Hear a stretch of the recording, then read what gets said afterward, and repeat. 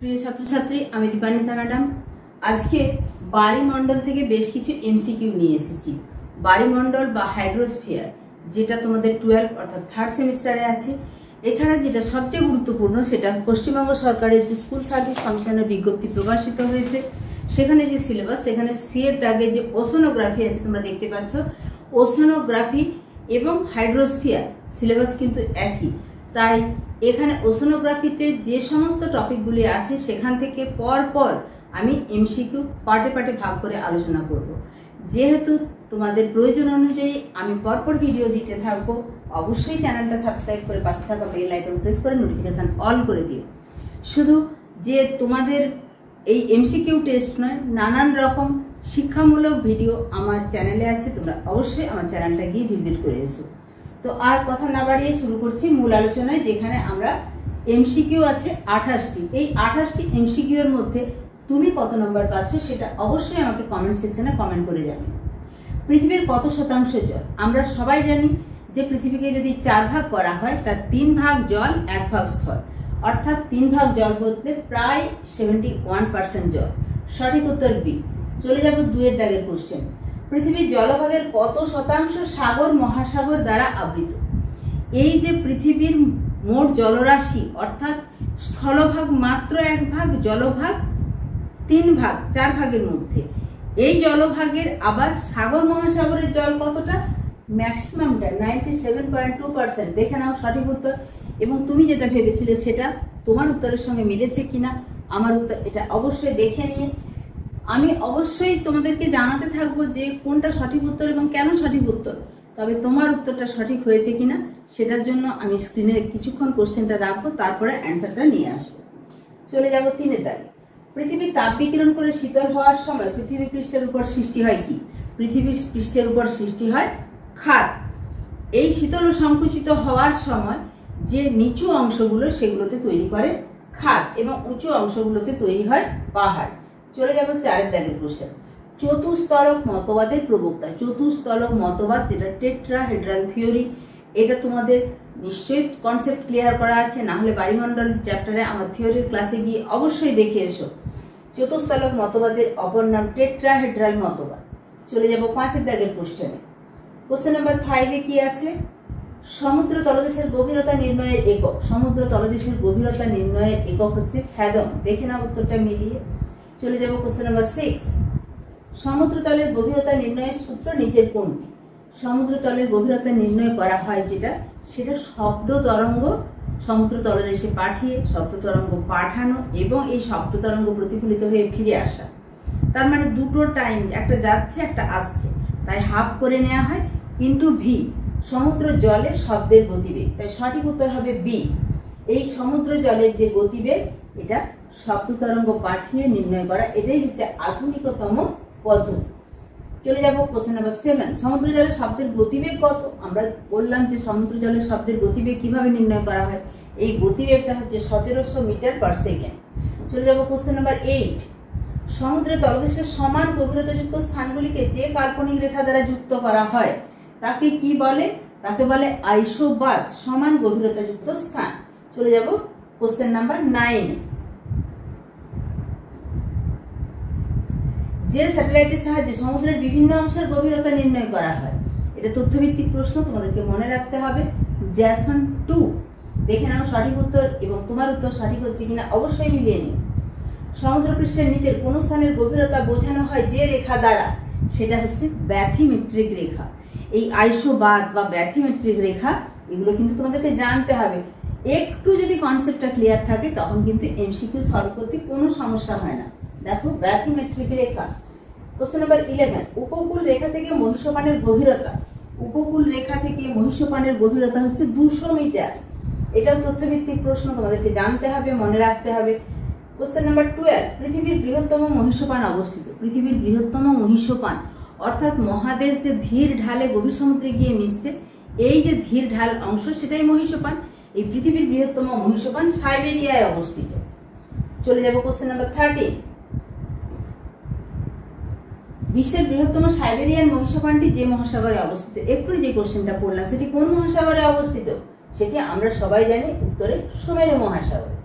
চলে যাব question number 14, সমুদ্র তরঙ্গ, সমুদ্র স্রোত ও জোয়ারের প্রভাবে মহাদেশের প্রান্ত বা ক্ষয়প্রাপ্ত হয়ে কি তৈরি করে? তৈরি করে কি? মহাদেশীয় মঞ্চ। চলে যাব কোশ্চেন নাম্বার 15, কোন অংশে মহীসোপান খুব চওড়া? যদি সমভূমি হয় মহীসোপান খুব চওড়া হবে, আর যদি পার্বত্য অঞ্চল সমুদ্রে এসে মিশে তখন খাড়া ঢালে মিশবে। তাহলে সঠিক উত্তর তোমরা দেখতে পাচ্ছ, অপশনগুলো ভেবে, অপশনগুলো তোমাদের সামনে আছে। সঠিক উত্তরটা সমভূমি অঞ্চলের কাছে মহীসোপান চওড়া হয়, একদম সঠিক উত্তর সি। কোশ্চেন নাম্বার 16, কোন অংশে মহীসোপান খুব সংকীর্ণ? এক্ষুনি বললাম পার্বত্য অঞ্চলে মহীসোপান সংকীর্ণ, একদম সরাসরি মহীঢালটা খুব কাছাকাছি এসে যায়। পার্বত্য অঞ্চলে মহীসোপান খুব সংকীর্ণ। কোশ্চেন নাম্বার 17, প্রবাল কীট জমে প্রবাল প্রাচীর ও প্রবাল দ্বীপ গঠিত হয়ে সমুদ্রের যে অংশে, কোন অংশে? মহীসোপান অংশে প্রবাল প্রাচীর ও প্রবাল দ্বীপ গঠিত হয়, আর সঠিক উত্তর হচ্ছে সি। 18, সমুদ্র উপকূলে জোয়ারের জলের ঊর্ধ্বসীমা থেকে ভাটার নিম্নসীমা পর্যন্ত বিস্তৃত অংশ। জোয়ারের সময় যতটা জল উপরে উঠে যায় সেটাই জোয়ারের ঊর্ধ্বসীমা, এবং ভাটার সময় তো জল নামে, যতদূর পর্যন্ত জল নেমে যায় সেটাই ভাটার নিম্নসীমা, সেই অঞ্চলটাকে বলে তটদেশীয় অঞ্চল। 19, সমুদ্র তট থেকে মহীঢালের মধ্যবর্তী অংশ। সমুদ্র তট যেটা আমরা বলি কি যে বেলাভূমি বা যে অংশটা আমরা সি বিচ ইউজ করে থাকি, সেখান থেকে মহীঢালের মধ্যবর্তী অংশ, এটা হচ্ছে মহীসোপান অংশ। কোশ্চেন নাম্বার 20, পশ্চিমবঙ্গের সুন্দরবন মহীসোপান কোন প্রকার মহীসোপানের উদাহরণ? সুন্দরবন গঠিত হয়েছে নদী গঠিত বৃহত্তম বদ্বীপ। এখানে গঙ্গা, ব্রহ্মপুত্র এবং গঙ্গার যে শাখা নদী পদ্মা বিশাল বদ্বীপ সৃষ্টি করেছে। তাহলে এই যে নদীগুলোর নাম বললাম, তার মানে নদী গঠিত মহীসোপান, একদম সঠিক উত্তর। চলে যাব 21, পৃথিবীর বৃহত্তম মৎস্য আহরণ ক্ষেত্র। মৎস্য আহরণ ক্ষেত্রগুলো কিন্তু মহীসোপানেই গড়ে ওঠে।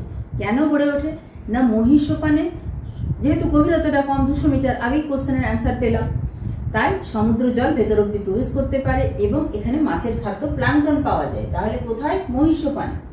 22, সমুদ্রের যে অংশ বন্দর পোতাশ্রয় গড়ে ওঠে, অবশ্যই মহীসোপান অংশে বন্দর পোতাশ্রয় গড়ে ওঠে। চলে যাব 23, সামুদ্রিক ভগ্ন উপকূলকে ঘিরে কি গড়ে ওঠে? সামুদ্রিক ভগ্ন উপকূলকে ঘিরে গড়ে ওঠে। যে অপশনগুলি পাচ্ছ তার মধ্যে বন্দর পোতাশ্রয় যদি তুমি লেখো তাহলেও ঠিক, এবং এই বন্দর পোতাশ্রয় যেখানে গড়ে উঠবে সেখানে মৎস্যক্ষেত্রও গড়ে উঠবে। এই দুটো অপশনের মধ্যে যে উত্তরই তুমি করো না কেন, তুমি কিন্তু রাইট অ্যান্সার করেছো।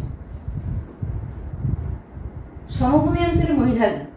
সমভূমি অঞ্চলে মহীঢালের ঢালটা সমভূমি ধীর ঢালে মিশছে, তাই খুব কম। এখানে অপশনগুলোর মধ্যে 2 ডিগ্রি থেকে 5 ডিগ্রি, এটা যদি পাহাড়ি অঞ্চল হতো তাহলে কিন্তু 5 ডিগ্রি থেকে 15 ডিগ্রি পর্যন্ত ঢাল হতো। সঠিক উত্তর 2 ডিগ্রি থেকে 5 ডিগ্রি। চলে যাব 25, মহীমঞ্চ কথাটির উল্লেখ কে করেন? আমরা সবাই জানি মহীমঞ্চ কথাটি প্রথম ব্যবহার করেন কে? শেপার্ড। সঠিক উত্তর 26, খনিজ তেল এবং প্রাকৃতিক গ্যাসের সঞ্চয়। দেখো, যেমন বললাম মৎস্য আহরণ ক্ষেত্র মহীসোপানে গড়ে ওঠে, সেরকম খনিজ তেল এবং প্রাকৃতিক গ্যাসের সঞ্চয় এটা কিন্তু মহীঢালে দেখা যায়। তাহলে সঠিক উত্তর বি। চলে যাব 27, মহীজাগানের বিস্তার। মহীজাগান, যেমন মহীসোপান ধীর ঢালে সমুদ্রে মিশছে, তারপরে মহীসোপানের পরের অংশ মহীঢাল খাড়া ঢালে, এই মহীঢালের পরের অংশ আবার ধীর ঢালে গভীর সমুদ্রে মিশে, যেটাকে বলে মহীজাগান। তার বিস্তার 300 থেকে 600 কিমি। একদম সঠিক উত্তর। চলে যাব লাস্ট কোশ্চেন 28, পৃথিবীর গভীরতম সমুদ্র খাত। একদম বলার কোনো জায়গায় নেই, আমরা সবাই জানি মারিয়ানা খাত পৃথিবীর গভীরতম খাত। একদম প্রথমে তাকালেই পাবো, যেটা দেখে নি। হ্যাঁ, একদম সঠিক উত্তর। ঠিক আছে, এই যে 28 কোশ্চেন, এর মধ্যে তুমি কত পেলে? এখানে আজকের যে এমসিকিউ গুলো ছিল এগুলো মূলত সমুদ্র তলদেশের প্রথমের অংশের যে ভূভাগ, আমি কিন্তু পরপর এর পরের অংশের অর্থাৎ মহীসোপান মহীঢালের পরে গভীর সমুদ্র খাত, সেখানে কি কি শৈলশিরা আছে তোমরা জানো। তারপরে আমরা পড়বো বিভিন্ন মহাসাগর তলদেশের ভূপ্রকৃতি, সেখান থেকেও প্রচুর এমসিকিউ আছে। এছাড়া সমুদ্র জলের উষ্ণতা, লবণতা, সামুদ্রিক সঞ্চয় বা ওশান ডিপোজিট, এছাড়া সমুদ্র থেকে আমরা কি কি খাদ্য, শক্তি এবং খাদ্য সম্পদ, লবণ, শক্তি ইত্যাদি যে পাই সেগুলো, এই যে সমস্ত টপিকগুলো ওশানোগ্রাফি টোটাল কাভার করে আমি পরপর যেহেতু একটা একটা করে ক্লাস নিয়ে আসবো, অবশ্যই চ্যানেলটায় চোখ রাখো। এবং এখন নিশ্চয়ই তুমি অলরেডি একটা লাইক করে দিয়েছো, এই আশা রাখো। এবার তোমার যদি মনে হয় এটা ভীষণ গুরুত্বপূর্ণ বা তোমাদের বন্ধুদেরও কাজে লাগবে, বন্ধুদের মধ্যে শেয়ার করে দিও।